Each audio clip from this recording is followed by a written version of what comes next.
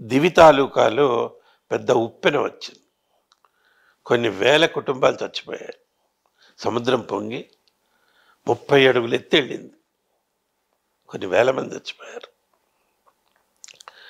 ఆ ఉదంతాన్ని ప్రతిరోజు టీవీలో చూపించారు. ఎందుకంటే అప్పటికి టీవీ కొత్తగా మొదలైంది. అదే అక్టోబర్ 23న ఓకే రాష్ట్రపతి నీలం సంజీవ్ రెడ్డి గారు ప్రారంభించారు.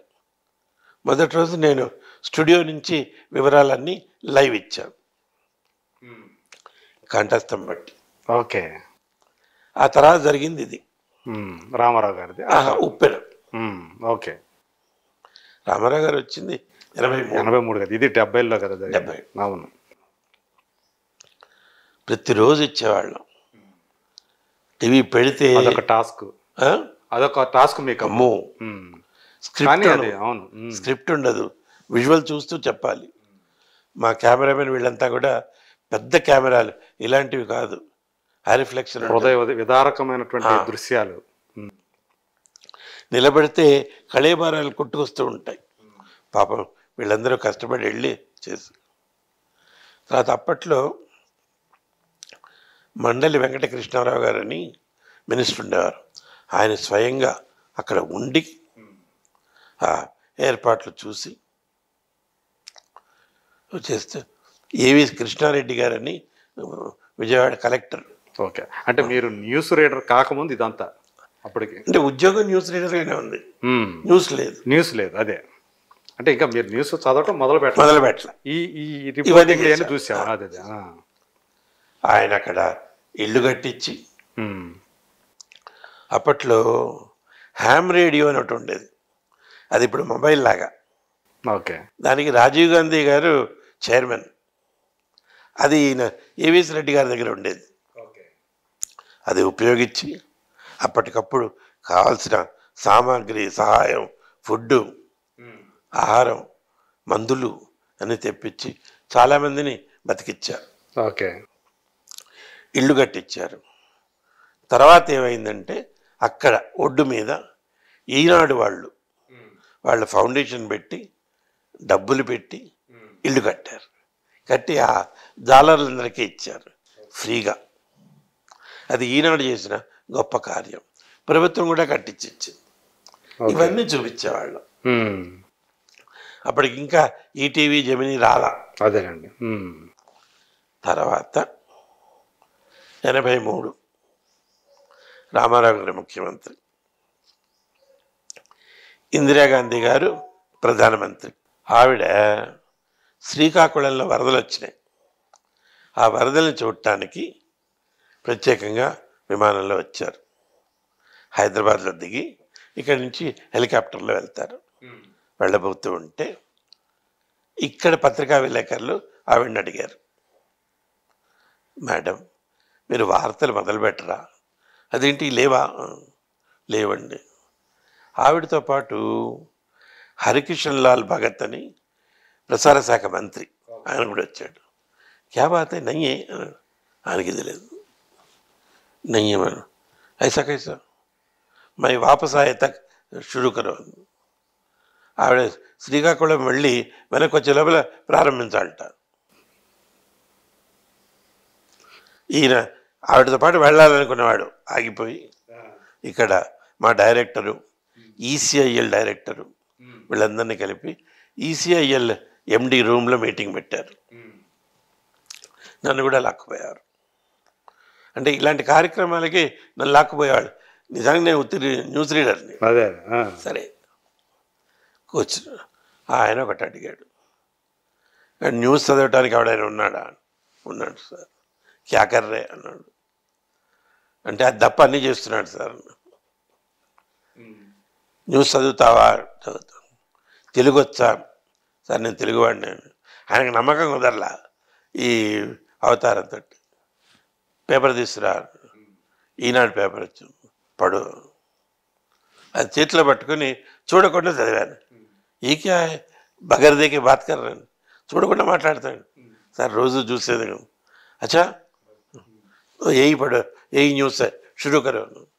అంటే చూడకుండా పేపర్ చదవాలట, అదే వార్తలు. ఓకే. Nothing doing. నువ్వు కనుక చెయ్యకపోతే ఆవిడ వచ్చి నన్ను చావగొడుతుంది, మీరు స్టార్ట్ చేయండి అన్నాడు. అంతే. వీళ్ళకి ఆగమేఘాల మీద పరిగెత్తి టెంపరీగా ఒక మైక్రోవేవ్ ఎక్విప్మెంట్ తెచ్చి కనెక్ట్ చేసి వార్తలు ప్రారంభించారు. అలా మొదలైందా 1983లో? ఓకే. అది కూడా నవంబర్ 14న బాలల దినోత్సవం ఎల్బీ స్టేడియంలో రామారావు గారు దాన్ని ప్రారంభించారు.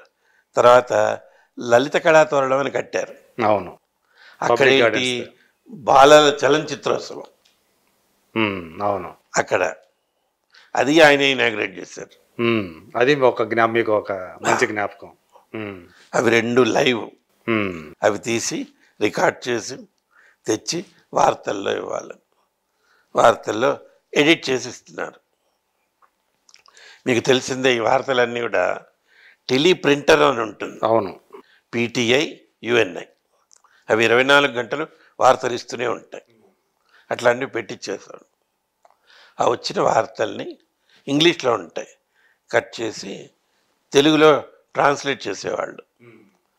ట్రాన్స్లేట్ చేసి ఏది చదవాలి అనేది మా చేతికి ఇస్తారు. ట్రాన్స్లేట్ చేయటానికి అప్పట్లో పెద్ద పెద్ద జర్నలిస్టులు, వరదాచారి గారు, వేమూరి రాధాకృష్ణ గారు, PSR ఆంజనేయ శాస్త్రి, రంగనాథరావు గారు, రామకృష్ణారావు, దామోదర స్వామి, రామానాయుడు, సత్యవతి గారు, ఇలాంటి పెద్దలందరూ వచ్చేవాళ్ళు. వీళ్ళకి రోజుకొక కాంట్రాక్ట్. ఆ రోజు ట్రాన్స్లేట్ చేసి ఇచ్చి వెళ్ళాలి. మధ్యాహ్నం నుంచి మొదలయ్యేది. 3ంటికి ఉన్న ఐటమ్ 6ంటికి ఉండదు, ప్రయారిటీలో మారిపోతుంది. చివరాఖరికి 6:30కి వచ్చేవి ముఖ్యాంశాలు. టెలిప్రాంటర్ లేదు, అది చూసి చేతిలో పట్టుకొని కంఠస్థం చేసి అవి చదివేవాడు. కంఠస్థం చేయమని ఎవరు చెప్పలా, నేనే చేసేవాడు. ఎందుకు? మన ప్రసారాలు 9ంటికి అయిపోతాయి, 9ంటికి ఢిల్లీ నుంచి వస్తాయి. అవును. వాళ్ళు న్యూస్ పెట్టేవాళ్ళు, వాళ్ళు చూడకుండా చదివేవాళ్ళు. అదేంటి వాళ్ళు చూడకుండా చెప్తున్నారే, మనవాడు చూడకుండా చదవలేడా, వీళ్ళు చేత కాదు అని అనుకుంటారేమో అని నేను కంఠస్థం చేశాను. వాళ్ళు టెలిప్రాంప్టర్ ఉపయోగిస్తారనే విషయం తెలియదు కదా. తర్వాత అలా నడిపించి వార్తలు మెల్లిగా చేసి ముఖ్యంగా ఒక కత్తి మీద సామే కదా అలా చేయటం అనేది. నాకంటే మా ఎడిటర్ కంగారు పడేవారు. ఆయన ఏంటి? లేదు సార్, నా బీబీ పెంచుతావయ్యా? లేదు సార్. సరే అలా నడిచేది. దీనికంటే ముందే మీకు రోజారాణి గారితో పెళ్ళైపోయింది? పెళ్లి కాలే, పరిచయం అయింది. మేము రేడియో అడ్వర్టైజ్మెంట్స్ చెప్పేవాళ్ళం అన్నాను. నేను మీరు న్యూస్ చదవకంటే ముందే పెళ్ళి కదా? 83 కంటే ముందే కదా మీకు పెళ్ళింది? అదే, అది కరెక్ట్. 80. అదేంటంటే నేను అడ్వర్టైజ్మెంట్స్ చెప్పేటప్పుడు తను వాళ్ళ నాన్నగారితో పాటు వచ్చేది. అప్పుడు నమస్కారమే, అంతకంటే ఇంకో అక్షరం లేదు. అదే. తర్వాత అనౌన్సర్గా తనకి ఉద్యోగం వచ్చింది దూరదర్శన్ వచ్చి చూపించింది. వచ్చి సంతోషం, కలిసి పని చేయొచ్చు. సరే,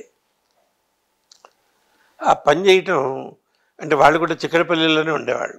ఓకే. మేము అప్పుడప్పుడు ఆటోలో వచ్చేవాళ్ళం. మాకు స్నేహంగా ఏంటంటే శశిధర్ అని ఒక స్నేహితుడు ఉండేవాడు. వాడు కూడా స్క్రిప్ట్ అది రాసేవాడు. పాపం లేడు, వెళ్ళిపోయాడు. మేము 3 ఆటోలో వచ్చేవాళ్ళం. ఆ ఆటో ప్రయాణం కాస్త ప్రణయంగా మారి తర్వాత పరిణయం అయింది. ఓకే. సరే, మొదట మీరే అడిగారు అన్నారా? అసలు ఎవరిని అడగల. తను నన్ను అడగలేదు, నేను తనగ.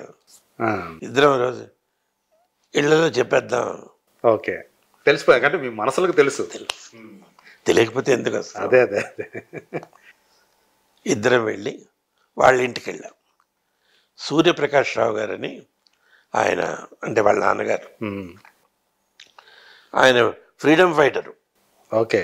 పోలీస్ ఉద్యోగం వదిలేసి వచ్చాడు ఆయన. ఓకే. వదిలేసి ఆంధ్ర మహిళా సభ ఉందా, దాంట్లో పనిచేస్తున్నారు. ఉమ్. మేము వాళ్ళకి తెలుసు, ఒకరినొకరు ఇష్టపడుతున్నారు వీళ్ళు అనే విషయం. మేము వెళ్ళి అడిగాం. వాళ్ళ అమ్మ నాన్న, మా అమ్మాయి మీ ఇంట్లో ఏమటగలదా? అయ్యో అలా ఏం లేదండి, మేము సర్దుకుంటాం, ఏం లేదు, అంత ఇదేం కాదు, మీ ఇష్టం నాయన. సరే, మా ఇంటికి వచ్చి చెప్పారు. సో మొదట వాళ్ళ ఇంట్లో ఫస్ట్ చెప్పారు. ఓకే. మా ఇంటికి వచ్చి చెప్పారు. ముందు మా వాళ్ళు సరే అన్నారు, ఓ 2 రోజుల తర్వాత వద్దన్నారు. అదేంటి? వాళ్ళకి చాలా ఆస్తులు ఉన్నాయట, నీకు చెప్పలేదు. నా మొహం ఏం లేవు, నీకు తెలియదు. ఇవన్నీ ఆడవాళ్ళ అపోహలు. సరే, అవన్నీ తొలగిపోయింది, పెద్దగా ఏం లేవు. సరే, యాదగిరిగుట్టలో వివాహం, ఖర్చు పెట్టకూడదని. తర్వాత ఇక్కడ అశోక హోటల్ అని ఉంది, దాంట్లో అందరికీ రిసెప్షన్, స్నేహితులు వీళ్ళందరూ వచ్చారు. చంద్ర అని ఉండేవాడు, ఆర్టిస్ట్ చంద్ర. అవును. వాడు బాగా స్నేహం. వాడు దగ్గరికి వచ్చి ఆ రిసెప్షన్ రోజున వాడు, రే దొరికేవరా దొంగ అన్నా. అదేంటండి, నేను నీ బొమ్మ ముందే వేశాను, వాడు పెళ్ళికి ముందే బొమ్మ వేసి పెట్టాడు. ఇతరుతో. ఓకే. నువ్వేసి నన్ను అంటావేంటండి, తెలుసు అన్నాడు. పాప ఈ మధ్య వెళ్ళిపోయాడు. అవును. మంచి మనిషి, సిగరెట్ లేకుండా బొమ్మేసేవాడు కాదు. అవును. బాపు గారి తర్వాత అంత చక్కగా వేసేవాడు.